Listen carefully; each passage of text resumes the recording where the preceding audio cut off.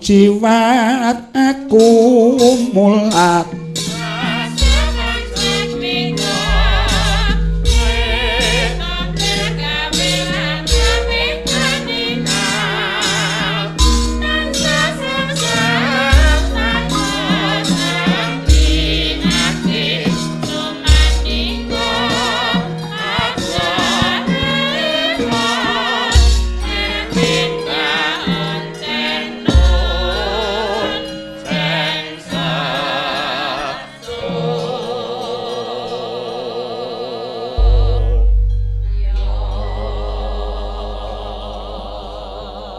menapa sampun sehat ka Mas?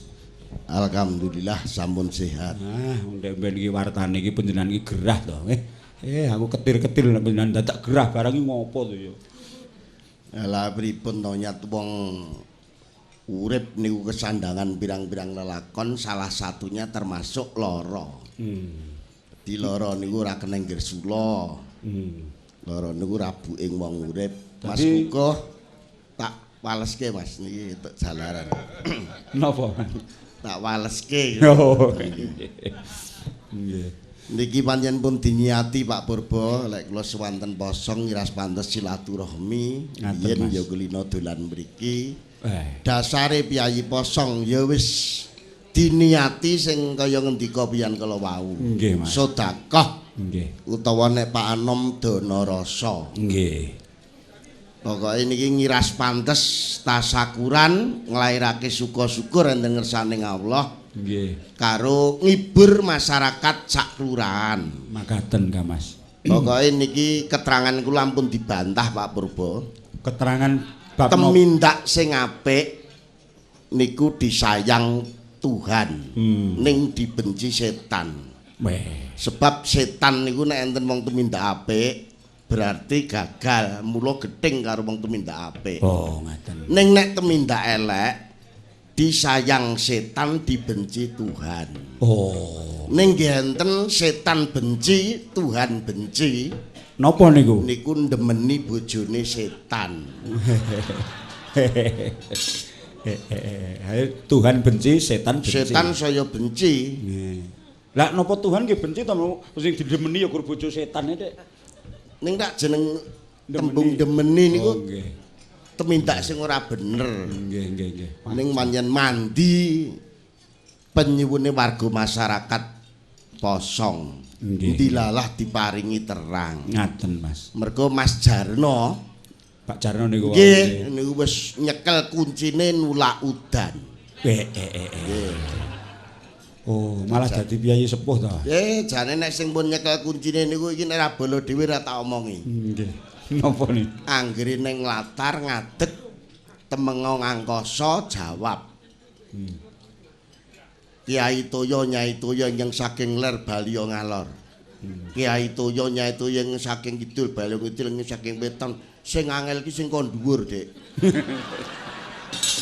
Sing kon dhuwur ki sok ngeyel. Nek sing kolor kaitan kok kidul sik keneng di nek kon dhuwur ki pancen wis tanjir tenan.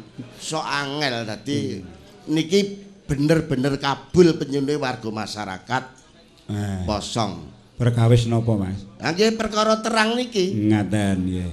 Monggo posong niku nuwun sewu pian tak urung pirsa. Dereng. Kepala desane niku putri. Oh, putri, Mas. Buwati. Oh. Wane kakunge Pak Seti. Nggih.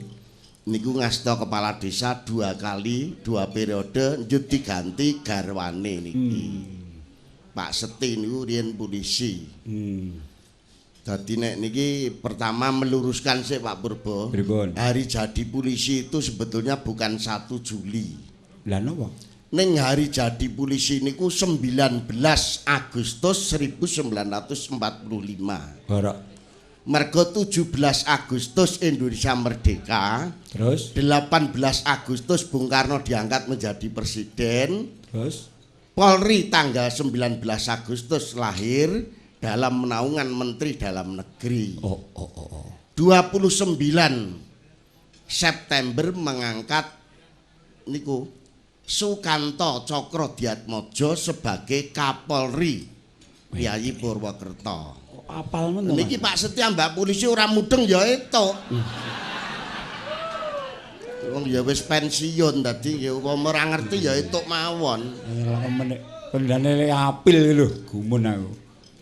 Dadi mbiyen niku dereng enten tentara, polisi ini pun lahir luwih dhisik malah pasukan inti Polri niku mbiyen mengawal presiden sebelum Cakrabirawa. Oh. Dadi mula polisi niku nek menyeluk tentara kok saudara tuanu salah, tuwa polisi daripada tentarane. Oh, tentarane keri. Ning nek sejarahe dari rakyat itu Mas, tentara saking tentara rakyat itu nggih tetep tuwa mle, mung kurung dibentuk secara sah. Nggih, mung niku istilahnya Pak Purbo. Ngaten nggih. Dari rakyat untuk rakyat dan akan kembali ke rakyat. Nggih. Jadi rakyat niku air, tentara niku ikan. Air tanpa ikan tidak masalah. Ning nek ikan tanpa air itu pasti akan mati. Mula oleh karena dari rakyat untuk rakyat akan kembali ke rakyat. Niku aja kaya wingi-wingi. Nggih to, diktator karo masyarakat tidak benar. Sekarang pada dasarnya tentara aparat itu adalah abdi masyarakat. Nggih, kabeh abdi nggih. Sip. Niki ndelalah tahun pileg Pak Purbo. Nggih. Wah, nek kula mboten ajeng nyalek Mas. Walah Malah umpama kula nyalek lara ati kula. Sebabe gambare Pak Purbo kok dipasang ning ngisor wit asem terus dipakoni ndase. Nggih panjen. Bolongi matane niku. Nika makoke gambar ngoten nika 1.500.000 Pak Purbo. 1.500.000. Mula enten bedane antarane pileg. Nggih. Pilihan legislatif, pileg kalih pilkab. Lah napa bedane? Niku enten bedane. Pileg kalih pilkab. Nek pileg niku nek gagal ora dadi. Ora dadi. Ning nek pilkab gagal dadi. Dadi. Bu Dewi guys sing melu kabeh gagal, berarti meteng. Nggih. Ngoten. Mula jenenge nek napa niku tunggale pilkab niku IUD, IUD. Nggih. Tegese iki ucul dadi. Tulisane IUD. Nggih. Ning enten melih Pak Purbo. Enten melih. Nek pilkab nggih mboten. Nggih. Nek lali dadi. Nggih. Tegese didhawuhi Bu Bedan nguntal pil rutin. Nggih. Nek lali dadi. Ning nek pileg nggih. Nek dadi lali. Bedane enten iki. Wah. Nggih. Nek dadi do lali karo pendukunge. Nah ngono ku ya walak-walak wonge to Mas. Nggih walak-walak ning racake ngoten Pak Purbo. Nah ya ditungak mawon mengke bar tanggal 9 April ya. Nggih. Pertama ora enek wong golput, ping pindhone ya supaya calon-calon legislatif kuwi upama sing dadi aja lali. Nggih, ning sing ora dadi ya jodoh ning rumah sakit jiwa. Mergo niki bakal dipersiapkan rumah sakit jiwa. Dinggo ngadai caleg-caleg sing mboten dadi niku. Malah niki Pak Purbo pripun? Hasil riset 2012. Nggih. Dadi 2 tahun yang lalu. Bupati kalih wali kota niku sak Indonesia jumlahe 497. Wah, meh 500. Nggih, gubernure 30. Nggih. Artinya 530. Nggih. Ning sing 243 pun mlebu penjara karena korupsi. Lah sing 287 niki mboten kok berarti bersih. Lah terus Nunggu giliran. Ah ya ora te Mas ya. Mosok semono ya enek sing apik. Nah niki kepala daerah Pak Purbo, dereng anggota-anggota dewan, dereng yang lain-lain. Mula mbaya muga-muga sing eling do lali ya. Lha pripun niku malah sing lali do elinga, sing elek do apika, sing bengkong do lempenga. Lah niku sing luwih penting warga masyarakat Posong tesih tetep nguri-uri budaya wayang kulit niki hebate ten mriki niki. Mong jane urip niki proses ubenganing wektu kok Mas. Sing terus-menerus nggawa perubahan. Nggih. Jumbuh karo pepestaning hukum alam minangka hukume Allah. Niku ta? Dadi rumuse niku jane wong urip niku mung 0 dikalikan dibagi ditambah. Wah cocok. Kali wulangane Ustaz kula Muhammad Sukino nggih ngeten niki. Nggih. Iki kok iso tekan kono bareng. Lho ane bab urusan Islam ampun dikte kula Pak Purbo. Kula nu MTA kok edan wae. Walah. Maksude ngeten lho Mas. Nggih pripun? Nek nol dipengke ditetek bengek niku sama dengan ki nggih mung bali teng nol. Dadi ana ing posisi antaraning nol mau kita niki kudu eling kalih waspada. Mung ngoten jane kiwa tengene awake dhewe niku mung kosong. Wiwite ora enek, bali ora enek meneh ngoten lho. Dadi maune eneng dadi ora eneng meneh. Bener. Nggih. Wah, jan elok.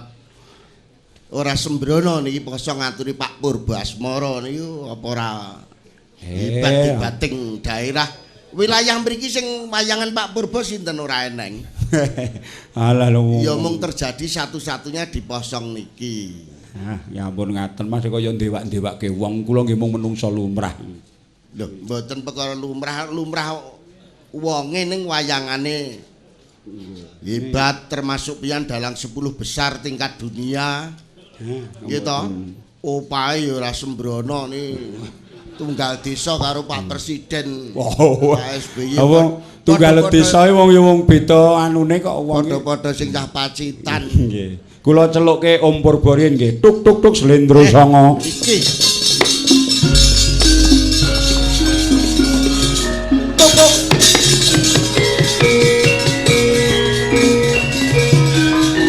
Tuk tuk. Pripun Mas? Jebles mboten? Jebles. Assalamualaikum. Waalaikumsalam. Waduh. Pak Purba. Terus pundi? Asune kalih niku pun gede-gede. Ampun. Setunggal teng mriki.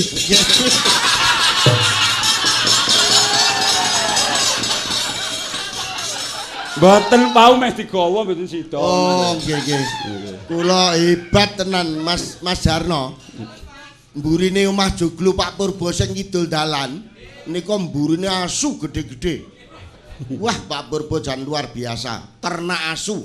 Nggih. Oh niku anak kula nek kula niku mboten seneng ingon-ingon. Nika sing gurung umur barang ampun dipeksa-peksa peh. Asu ra ning peraturan perkawinan sakmono dikawinke. Engko anggere asune kawin sampean bingung. Oh, malah mboten kula sing anu malah bojo kula dijejaki kok gek ndang to ngono. Jenengan mesti karo manggake. Wis kono-kono aku agak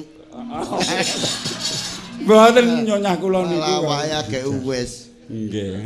Ya wong karep kula dohke gak kalih omah niku kula niku pancen mboten seneng ingon-ingon Mas. Gandeng anak kula seneng lah. Piye carane nek ra tak dohke saka omah wong kula dhewe mboten seneng nek kotor niku. Mbotenan masalah Pak Purba. Pada dasarnya wong tuwa nuripe kanggo anak. Nek anake seneng asu ajeng pripun? Nggih. Ngene kanca kula. Kuwi asune sak padha asu penjan niku. Dicencang teng ngarepan teng nggen cagak teras. Wah, ngene late melet-melet ketes-ketes sak serandal japit niku.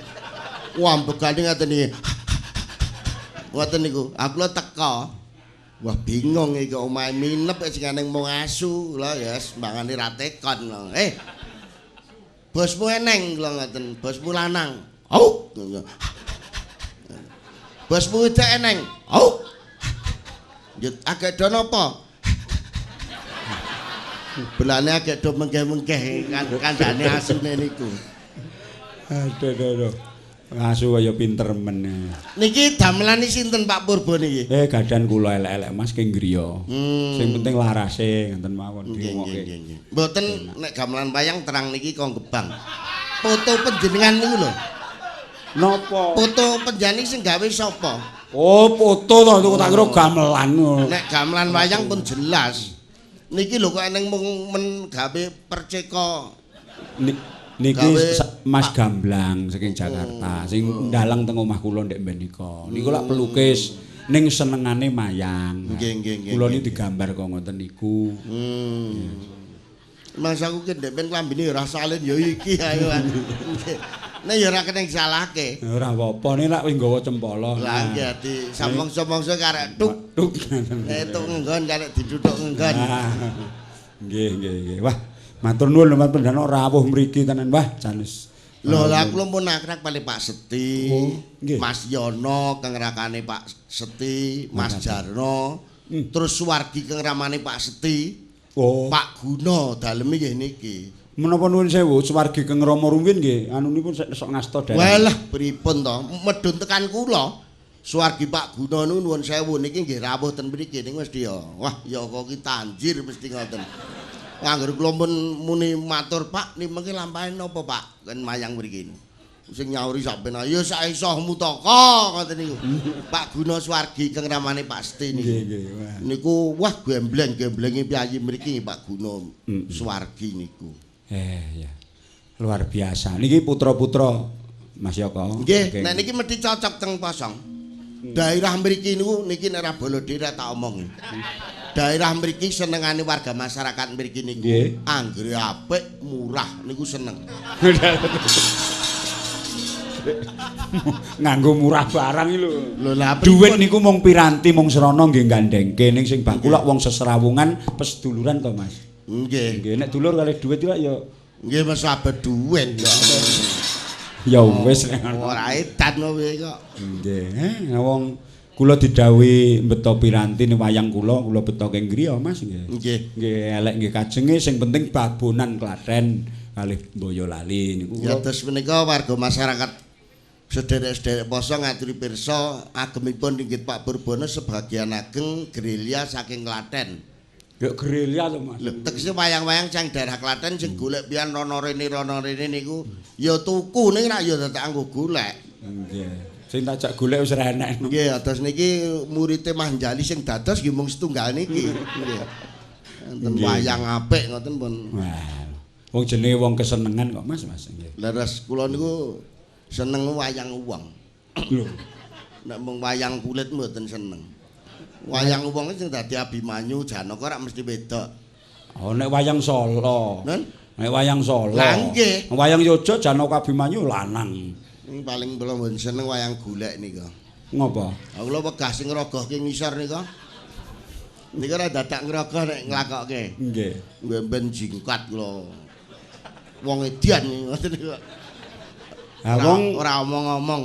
pancen nika dirogoh terus kalih diputer-puter. Lah nggih diobahke teng jero jarike wayang niku. Nggih. Apik. Nggih. Kula nggih rekake nggih gawe Mas teng griya ning golek Purwa ning Solo. Karepe upama dadi ning bareng leh kula gawe gegeden ngono bareng tak angkat kok abot dhewe iki sampeyan sing nglakokke sapa? Oh ngoten. Monggo anak kula rung karuan gelem. Nggih pun diboti sing ternak asu niku Mas Kukuh pun malah luwung hasile gedhe niku kalih wayang niku. Mboten masalah niku wah anak kula niku nabuh gamelan nggih sae. Jane upama purun mayang sae lho Mas. Nggih. Duwe semu. Saestu. Monggo semu niku kan angel sinaune iki angel. Nek wong wis duwe semu sik niku jane nyenengke. Mong karek iki kudune kanca-kanca iki gapuk ICS iki kowe aku setuju caramu ngapusimu setuju ya. Timbang nek tak jak ya angel iki kudune esuk nek aku mayang apusana ngene iki. Iki mau ora ngerti nek sing mayang Pak Neno ora mudeng.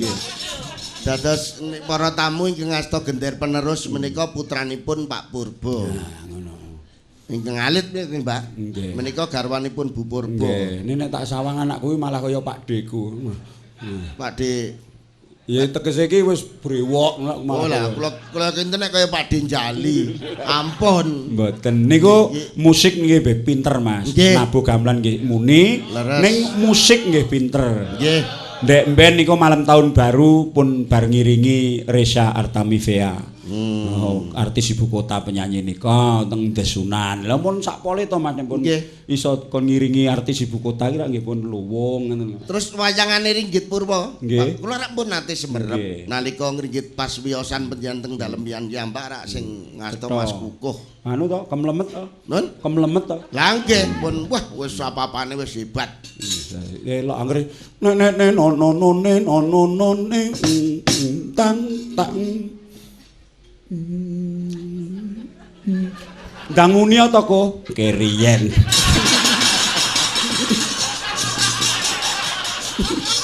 Awak wis disirep kok disemayani. Niku jenenge dalang ora kemrungsung ngoten. Nggih. Nggih. Beda wah nek Mas Jali riyen wayangan Buldaren idul kula niku nek ora Mas Jali masyarakate gelo.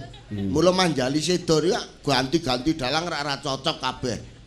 Wah Manjali nek teng kidul kula teng Umbul pasaran pun dadi Pak Purbo. Nggih. Ngagek janturan niku men pun wah Sopo to wong delok sapa Pak? Sapa Pak? Sapa Pak? Wah pun dedes-dedes ya. Dalang rak lumrah nek janturan mesti sapa to mesti ngoten to. Nggih, sapa to ingkang wah wong delok pun gecek sapa Pak? Sapa Pak? Sapa? Pun tekon kabeh mun. Niki Pak Purba dalam ditanjakke pesinden-pesinden. Niki sing sisih mriki anak kula wedok niku Deni utawi Denko saking Nganjuk niku angsal kula nemu niku wiwit cilik SD kelas tunggal Mas. Nggih. Gaene nek kula mayang teng Nganjuk niku nusul ndelok. Isik walah bayi niku. Ning terus sekolah teng Solo sakniki pun gedhe ngeten. Nggih. Wiwit alit Mas niku. Wiwit alit. Wiwit sinden kula tesih kesi riyen. Mula niki cengkokane nyengkok kesi. Nggih, leres kartos. Mergo kulino ndelok kula riyen. Lah sakniki kula pun mboten beto kesi awit sampun ki 6 wulan ning Kamulyan. Lah niku Bu Harjutri. Nggih. Apa kae? Sing Apa? Parapane omahmu iki ndi? Dadah. Harjutri dadah. Nggih, niku kala rumiyin pesindenipun Ki Haji Anom Surata. Rumiyin. Lajeng sakmenika sok kala wanci nderek Ki Haji Mantep Sudarsono. Iya, Bu Dewi barang. Nggih, Pak Anom. Bu Dewi nggih sindene Pak Anom. Wah, tenan lho kula. Ning pun ampun nyinggung Pak Wito lho. Mboten. Kula agek bar padu wong ora tata kok diterus-teruske. Pripun? Tekane Pak Wito niku lho. Pripun? Lah pripun kanca kula niku nggih bangsa haji-haji Pak Anom, Pak Mantep, Pak Warseno Sleng haji-haji kabeh. Kula salat kula 5 wektu ora gutang poso ya nindakake. Ha tekane Pak Wito niku. Ha kula dijak jajan niku diabake iwak babi. Ha tanjir to niku. Kula pun mudeng nek niku iwak babi, kula ora sudi daging kula singar-singirke. Kula bola-bali mung nyidak-nyiduk duduhe mawon. Oh alah. Aku lha wis ngerti nek diblasokke. Iwak babi iki karam. Kula mung bola-bali nyiduk duduhe. Lah jenengan napa mboten prisa? Prisa pripun? Saking MUI nika. Nggih. Nika lak enten fatwa to. Nggih. Jangankan duduh to. Nggih. Gur napa organ napa sing kelebon niku mau obat napa sing ngangge. Lah kula nu paling ora seneng nek enten wong lancang. Pripun? Kula nu tekon ustad kula Pak Abu Mungin. Pak duduh babi iki karam napa mboten kula ngoten. Terus? Pak Abu jawab nggen Al-Qur'an duduhe mboten ditulis Mas. Nek daginge pancen karam. Ning tenggen Al-Qur'an niku duduh niku mboten ditulis. Sampeyan ampun ngeyel. Kok Lah nek dikake teng Al-Qur'an nggih mboten. Kok to. Sampeyan niku melu maca bukune apa ora? Kula ngerti kula. Ora melu maca to. Ha kok lancang kula nu sing maca duduhe iki ora eneng. Kula nggih maca Mas, niku mboten ming duduhe tok. Niku mboten nyebutke nek dimasak duduh ngoten iki digoreng napa dinapa niku mboten enten nggih pokoke babi ngoten tok. Oh, wah salah ya mesti babi sak duduhnya. Idune wis ora. Iki terus dalil kepiye kok jelas semen kok. Berarti kula niku ya klebu kleru niku. Oh, kleru. Oh, timbas aku ki gambar wis ngerti ki daginge tak cutak-cutik kula bola-bali nyidak-nyiduke duduhe. Jane asline enak lho Pak Purba. Asline enak. Saestu. Ha aja meneh kok duduhe to Mas. Wong kur laose niku mau nek pun nyemplung mriku niku nggih mboten entuk. Oh. Laos niku mongko nggih Quran nggih mboten enten laos. Ning gandeng pun nyemplung mriku nggih mboten entuk. Nek keterangan jenengan nggih sementara kula tampa. Ning yakine aku urung yakin. Nek ora sesuk aku nyane Pak Abu Mungin aku urung yakin. Wis. Coba sesuk aku tak petuk. Ustaz pripun asline nek Laos pripun? Kula mesti ngoten. Dadi maune ra ngrembug apa-apa teko dok lho nekoke Laos. Nggih. Wah, luar biasa. Nggih niku Bu Dewi niku rak pesindenipun Ki Haji Anom Surata. Biyen jaman Pak Anom isih sik mbabrak-mbabrake. Iki sakniki tasih ning. Tasih mbabrak pun ra disepuh ning tetep mbabrak. Biyen Mbak Dewi iki isih enom niku. Wah, pripun? Nggih. Daleme apik. Mobile apik, gamelane wayang apik. Bu Dewi niku Mbak. Nggih. Wah, luar biasa. Saestu. Wah, anyaran-anyaran yasa gamelan wah pun ten pasar nu bakul janganan men dikandhane walah mbok De sakniki bonang setunggal niku regine pun dugi kawan 50 mung adol kubis adol kangkung men dikandhani rego bonang. Jaman ijek yoso anyar-anyaran niku. Oh alah mbok De pripun sakniki pluntur niku. Masa wong adol jenang kok dikandhani regan pluntur ya. Dewi. Nggih. Ning anu Pak Purba. Nggih. Kanca-kanca kita doakan bersama. Nggih. Pak Wito gerahe ngendang mantun. Enggal senggang. Nggih. Ora kok niat arep mirang-mirang Pak Wito di depan para tamu mboten. Ning alangkah hebatnya Pak Wito. Pripun? Pak Wito gerah niku ternyata biaya secara keseluruhan diragati priyayi luar negeri, Pak. Dadi wong Jepang, wong Amerika, wong Belanda sing tahu sekolah kesenian teng mriki niku iuran membiayai gerai Pak Wito niku sak rampunge. Kula njut mikir berarti wong sing mara jejak ku ora mung dalang. Wong lara kok ya mara jejak. Nggih Pak Wito niku ora duwe apa-apa. Kula mara mriku nggih piye wis ngono lara neh kula ngoten. Anjenengan apa ya meri apa ya gelem jenengan diragati kok luar nek dadak dikon lara. Nek kula sing ajeng ragati sinten? Ya Mas Nyoto. Nggih, sugih kok. Nggih mung kula kerak-keroki dhewe. Kerak-keroki men angger bojo kula melu ngeroki malah ora tutuk sing kerokan. Lah dek ra tutuk. Malah lengane tekan nglongan.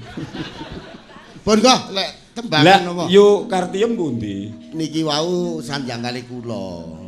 Mas aku dibeldikno teng Rayi Bu Purba. Nggih.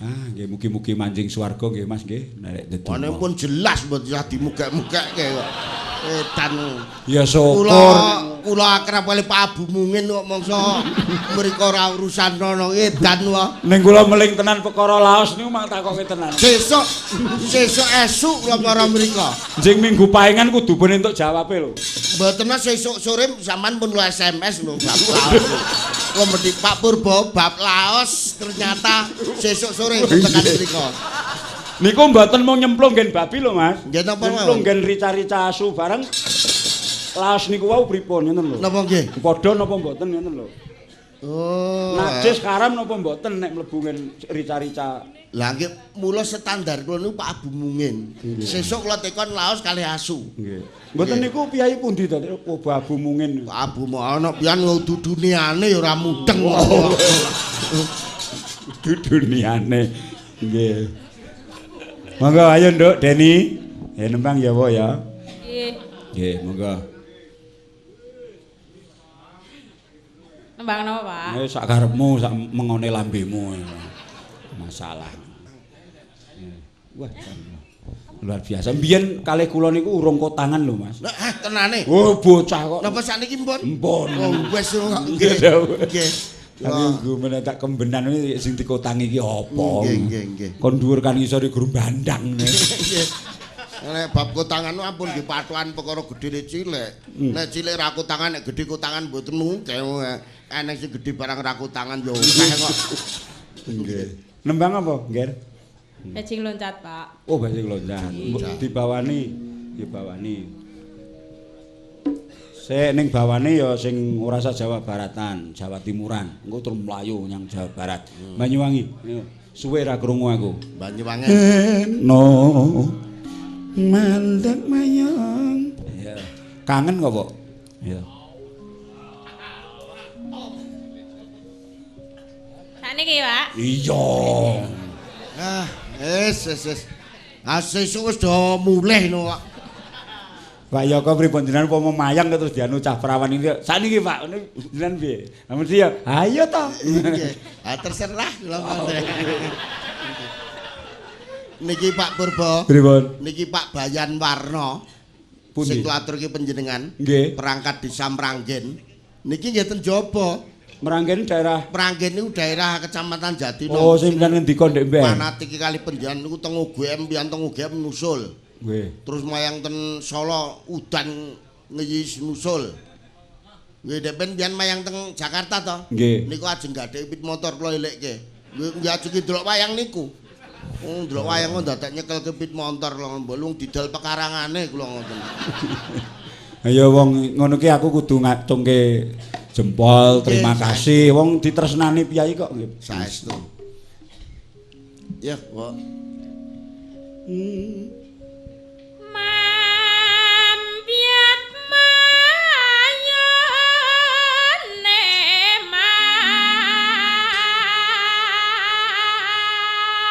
Ya, suarane njogo ya ndaren to, Mas. Nggih, mung tujune niki kok eneng gamelane, eneng lampune, eneng kelire wong sesuk sore teng mriki ngeten iki.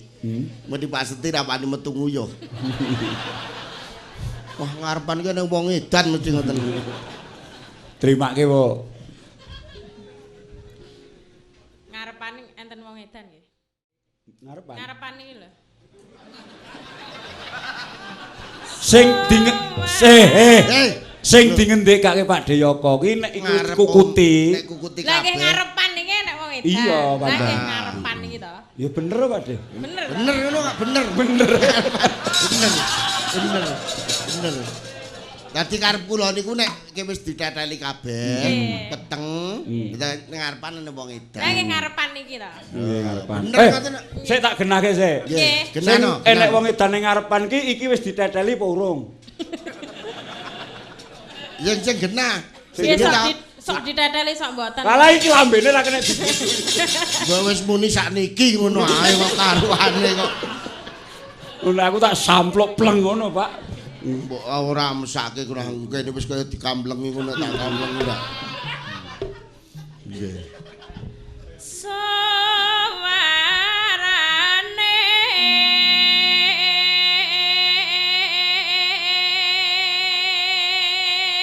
Oncen nggih di mentul ngoten niku tembang osing Nggih. Banyuwangi. Mboten nek niki nek cara pasang jenenge cengkok kucing gandik.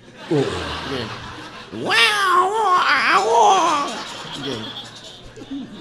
Bedane kucing kali wong niku enten Pak Purba. Napa? Nek kucing niku nggih to, Nggih. ramene agek gawe. Nggih. Nek wong ramene nek wis lahir. Oh. Sepasaran, selapanan gitu. Nek gawe malah meneng nek. Ya, Pak. pripun kucinge mau Pak De? Wah, kowe urung tekan kok. Mboten mau suarane kucing mau pripun? Wis lali mongso Mboten radio. dicontoni riyen to kula Radio tok kon baleni ya wis pengen ilang ngertas kok. Pak De. Pengen ngertas jajal. Wis mlayu kucinge. Ya sesuk yang Lho, sithik mon. alah ora iso aku mau wis kok. Sesuke piye tak enten ning terminal. Hei, ora tok.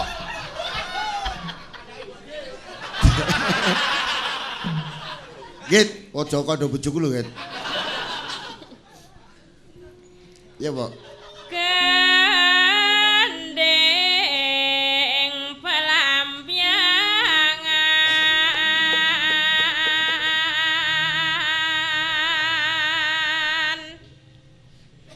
nyrambiai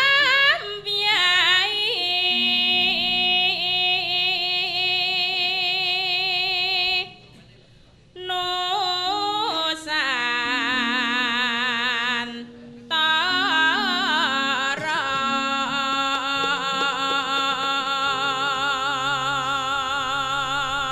Bocah nganjuk ning nembang cara Banyuwangi ya paseh. Wah, nek niki generasi muda kelas hebat nggih, Mbak Deni niki. Ini Le, Denko. Dono. Jane sing jawab Dik Mahputre niki sapa? Aku paling ra seneng nek ki eneng. Lah napa to, Mas? Kok kene ndagel ngantek mudar kono guyu ora gelem kok. Wong kok anggere ora gelem melu guyu titeno tak remuk dhewe. Apa mung kuwi lho Heru ki iya. Heru putih. Heru timbul ngendangi. Oh, nggih. Ngene ya ger Siat iki wae nilakani kene ngantek setengah mudar kok ngono guyu emoh. bareng guyune ki gampang. Tahu tak jak to. Nggih. Bareng duite kula longi 100 ini guyu. Niku jenenge ora guyu. Lah napa? Genahke. Lah nggih bareng dibuka ning ngarep ngono ati kula terus loru. Kirang 100 Mas. Genahke nek niku. Banyune ngantek murah kok ora guyu. Yanyu wangai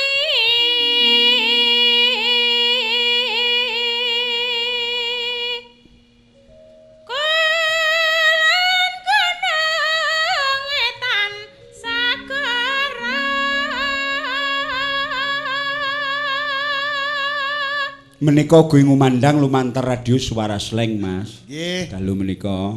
Nggih. Dados kathah ingkang sami monitor. Nggih. Iki bojoku ngrungokke ora iki. Ya jenengan kondur bar gara-gara niku kono dikancingi lho lawange. Kancingi napa wong ora gablek radio kok arep nyetel ngendi? Pol-pole ngrungokke genetan kula. Wedi klintah-klinthi nang sanding gedhek ngrungokke jero ki. Nyetel sapa mesti wah Pak Purba mesti ngoten. Nika anu wonten ugi pamundhut Mas nggih saking gending menika dipun aturaken dumateng sedaya warga desa Keposong. Matur nuwun saking kawula pendukung Mas Joko Ndok sapa iki? Sa Keposong caleg PDIP Boyo Lali. Oh nggih. Matur nuwun. Ayo Den. Mongso nek caleg ora nganggo tindih. Ora. Mbah ora. Tenan sumpah we. Iki agek dalang disumpah wong delok ngagene iki.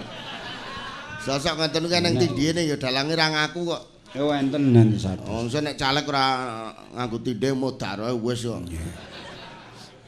Katur ki dalang nembe pentas kula nyuwun lancaran pepeling. Mengke. Nggih. Apa iki? Bawani dandang gula nggih, mengke. Nggih. Mengke sing bawa jenengan nggih, Mas. Wah, kula agek seneng-senenge nembang niki. Nggih. Sip. Ya tindhihe kula serahke panjenengan, Mas, nggih. Lho, kok mengke napa sakniki? Mengke. Nggih. Wes ayo kowe sik, Bu. Nggih iki lho no. Aku ki ra ngapusi iki lho tindhihe 100. Baidan. Oh, dicaleg nek modele tok ombu-ombu. Mboten niki angsale adik kula wedok dados TKI teng Arab Saudi. Mulih keng mriko sing amba ora ming duwite. Oh, ngoten. Nggih. Sak klambi-klambine. Kowe ora melu-melu le. Kowe banyolane Pak Purba aja telan mentah mergo usiamu ki urung tekan. Ngono lho. Sik sing ngerbam guyu ora? Kowe guyu ya wis. Oh, angel guyu. Le tasne mbok tok luki tabu demeng itu le. Ngene ora guyu karek metuk karek ngono kok. Mongso mung bantu guyu kok abote sepira to le. Ayo Den. Ning daerah wilayahku lho aja macem-macem. Oh. Jenengan nak yo tinom to, Mas? Nen? Nak yo tinom to jenengan? Loh. Lah mriki rak kabeh rak kanca dhewe kabeh. Oh, cedhak to niki. Weh, cedhak pripun. Nggih. Macem-macem daerah kene celuke Sunar Kadiluka apa piye? Celuke Gunar Karanganyar apa piye?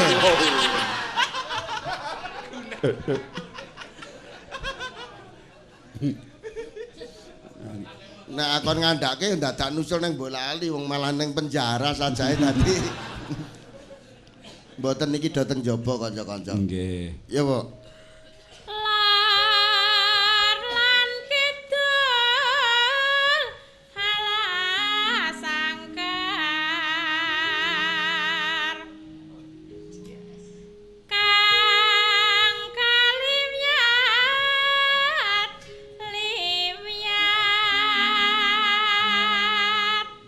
kaliwiyat Kaliwiyat iki nek cara kene kaliwat-liwat ninggane wong Banyuwangi kaliwiyat-liwiyat. Kok gampang kok dingelke iki piye to, Bos? Mboten kok niat ngelke pancen mungkin alane mriku ki nek keliwat-liwat niku keliwiyat. Liwiyat. Nggih. Lah iku kan rekoso to si lambe iki. Iya, Nduk.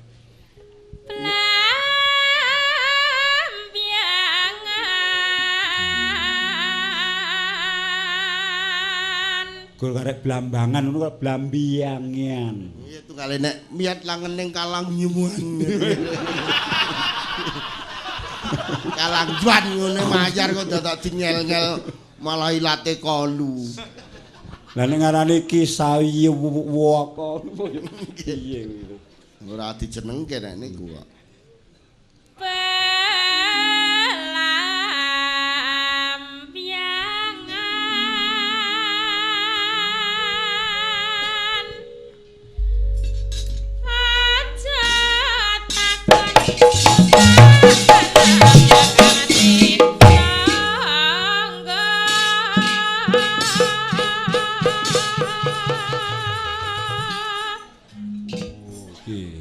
apa sing ngendangi Dik Sigit Rembange? Kudu lho. Oh beda neh. Mau katon niku. Oh nggih. Ngoten le. Beda neh. Wah, mau katon ki cul apik. Wangangane. Didodo barang weh. Iya. Ngendaki aku ning Jakarta ngantek mumet deh. Nggih. Nek widodo niku ora mung cah pinter nabuh. Lah napa-napa pinter ngapusi mbokne mun pinter. Oh ya ora nek Mas. Nek ora piye. Alah lek Sartono ya gaene omong aku tuh ya. Lah wong kena pididal kok kandha ilang. Wis gele-gele didal kok kandha mbokne ilang ning kos-kosan. Mbokne ya nangis guguk aja nangis kowe iki diapusi anakmu aku. Iki pitik iki didol kancane pethuk aku. Iyalah. Wis tukok kene lho kowe. Saiki wis oleh bayar kok ya wis.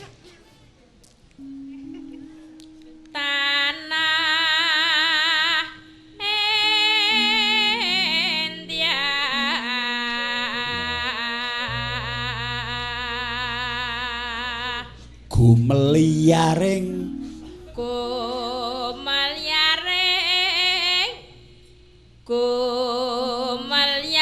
ya le. Ki ngati-ati Mas. Iki tunggale ngatemi Pulau Watu le.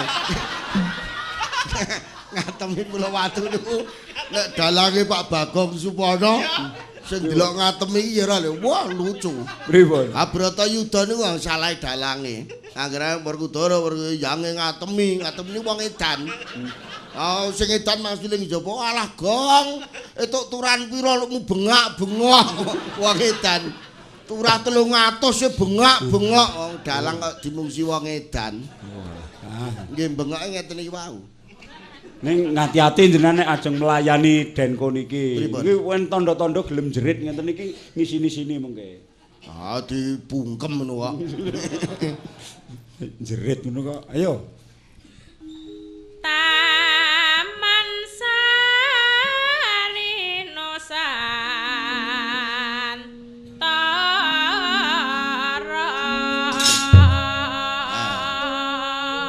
Niki cakepan sing keri dhewe niku salah. Pripun? Lah kok Taman Sari dadak Nuswantara Taman Sari kilan mriku menenten Taman Sari kok. Yogya nggih enten. Terminal sing dari dadi niki kula desa niki nak Taman Sari. Oh, ngaten. Kok dadak tekan Yojo. Taman Sari Nuswantara niki karepe iki Kula nek teng Yojo mbangane teng Taman Sari ya luwih ning Sarkem no. Ayo pun tutup to Mas. Alah mriko nggih nyelokke soh. Enten sing anyar niki. Pindahan gek wingi agean saestu. Lah jenengan niku Piyayi Klaten yo dadak tekan Yogya. Lah survei kok. Piye to? Survei lah Mbaben pripun Mbaben? Niku aja diwah-wah mergo sing mbantu keberhasilan program KB niku ternyata cah-cah niku. Dek ngoten. KB ora ditunjang niku gagal. Lho. Lah ternyata kula barang ora dhewe playoke mriku. Jur tambah anak mongso. Nggih. Wes kaya ngono kuwi mbok ngantek kiamat ora mboten iso ilang. Mboten. Kula niku mung nanekke kakek moyang biyen kok tadi. Nggih mboten Mas Sarno. Oh. Kula taren kanca kula sik. Yo, gendange Mas. Saiki ngalih pelok. Ayo. Slendro, Pak. Nah, slendro, tetep slendro, ora apa-apa.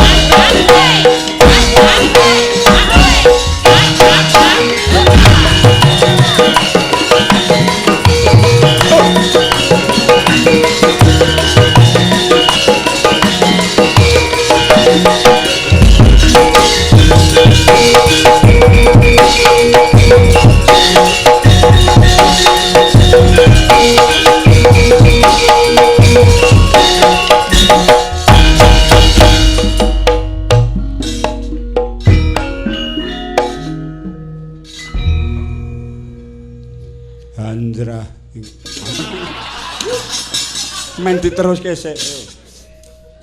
Yo.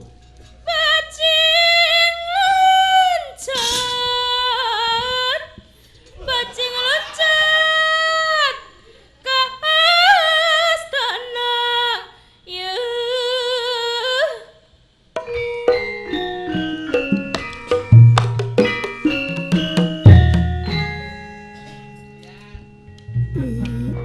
Miwat. Yo. Abdi lepat narosan tetiang gana.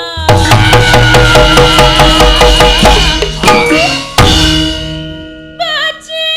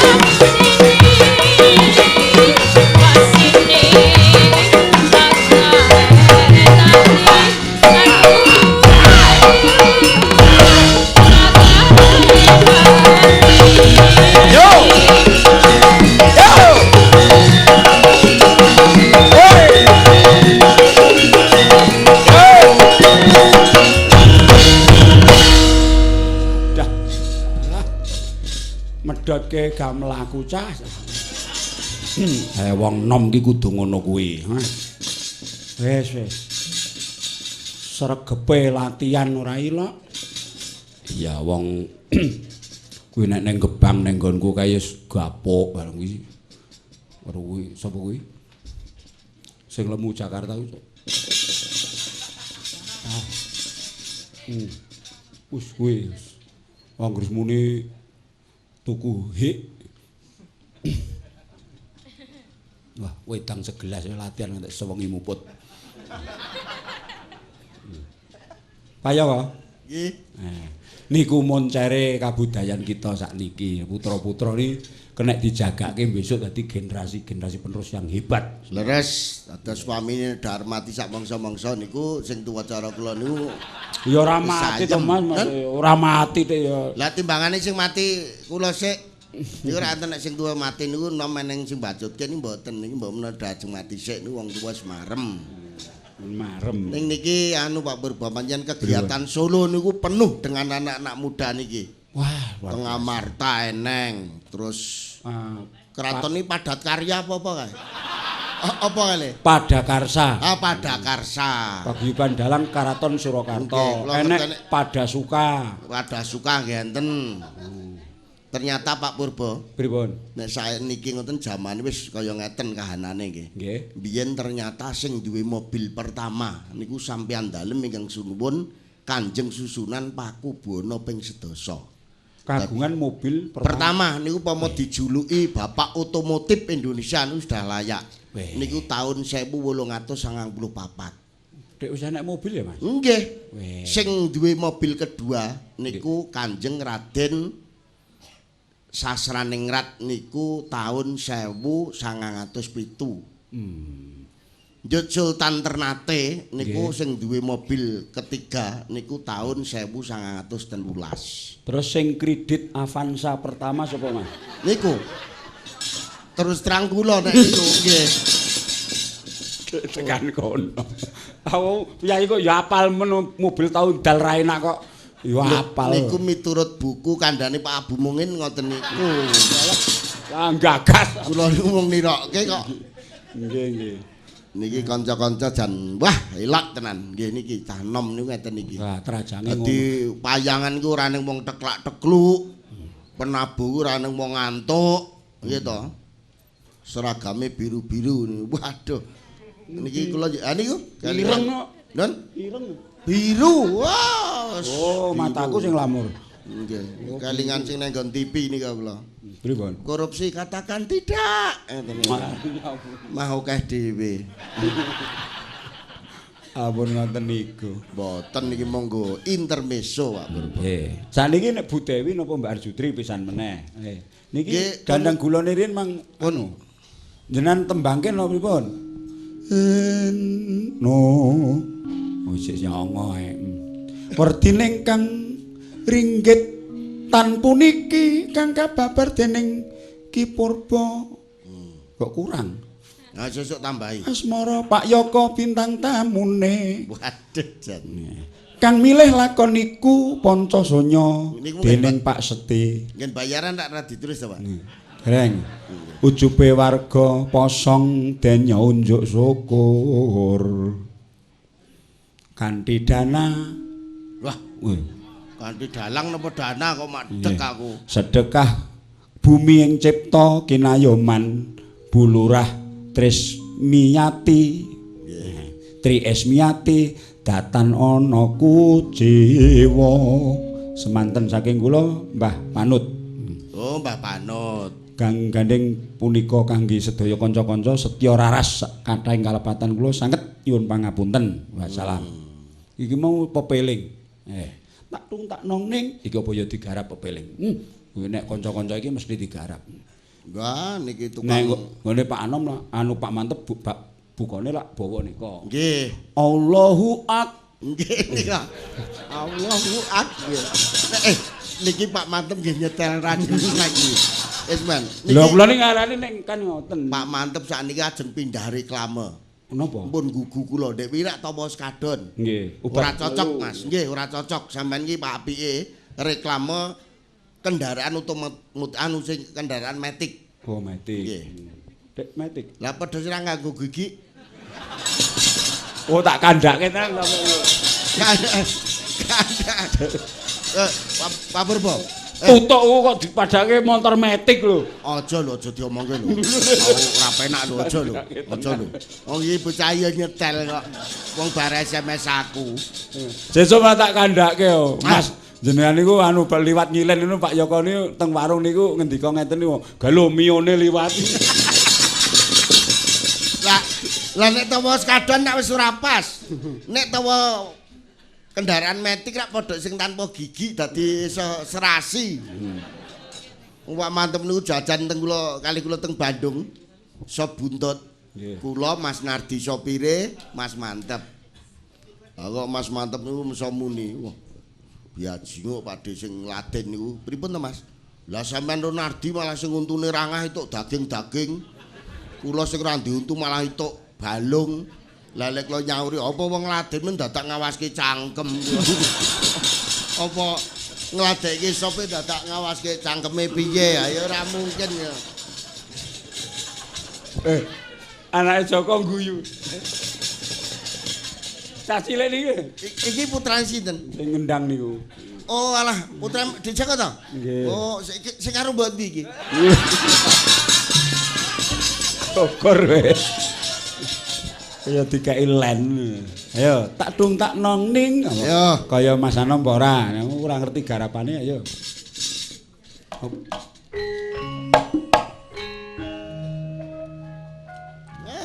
Wis tau krungu.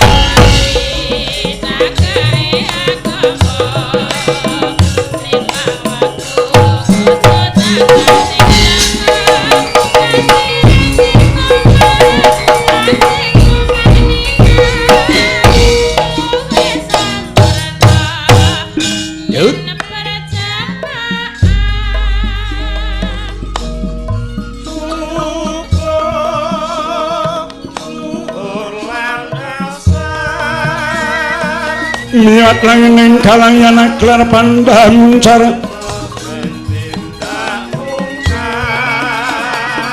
tinon ler kekonang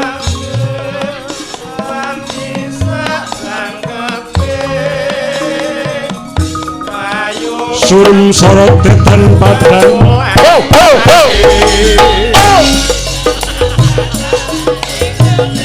ayo yo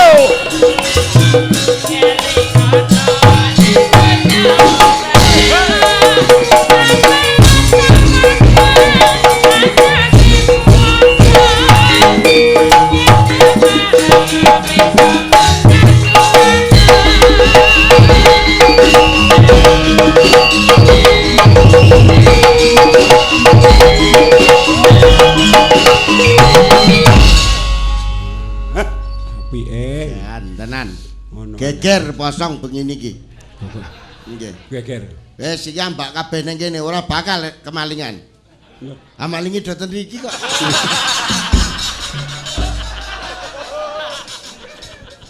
Ora maling niku sing dimalingi iki not-not sing wis lawas kuwi terus dianyarke.